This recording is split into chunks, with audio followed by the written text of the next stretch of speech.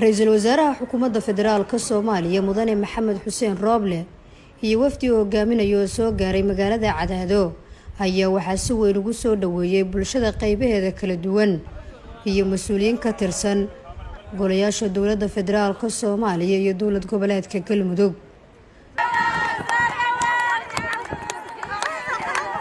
wafdiga ra'iisul wasaaraha ayaa inta ay joogaan magaalada Cadaado waxay u kurgalayaan xaaladda nololeed iyo baahiyaha ay qabaan shacabka ku nool Cadaado ee dhinacyada kaabayaasha bulshada taasi oo qayb ka ah barnaamijka xukuumadda ee horumarinta adeegyada bulshada.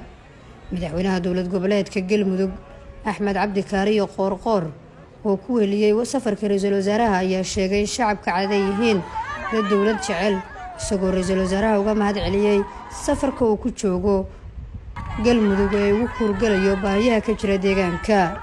reer Cadaado waxay maanta ku soo dhaweeyeen ra'iisul wasaaraha oo ku jooga Galmudug qaybo ka mid ah hawlihiisii caadiga ahaa shaqooyinkiisii caadiga ahaa ku soo gaaray Galmudug si sharaf leh. ra'iisul wasaare ku soo dhawow Galmudug ku soo dhawow Cadaado ku soo dhawow. waxaa la xusay ra'iisul wasaaruhu inuu ka soo shaqeeyay Cadaado reer Cadaado aad u yaqaanaan waana ka muuqataa taqaan ra'iisul wasaaraha.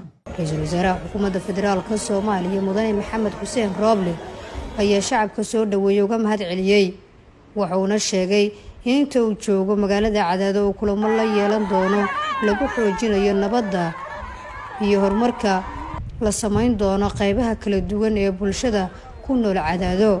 waan maanta farxad ayay ii tahay inaan soo dhex istaago iyadoo muddo igu dambeysay magaaladeedii Cadaado.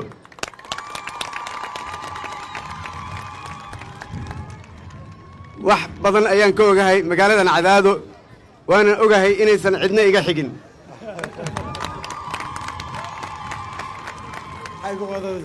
marka maadaama waqtigu kulul yahay waxaan idin leeyahay mar labaad iyo mar saddexaad waa mahadsantihiin soo dhaweyntiina diiraneed ee heerka sare ah aad iyo aad ayaad u mahadsantihiin. Nasra Bashiir Cali warbaahinta qaranka magaalada Cadaado.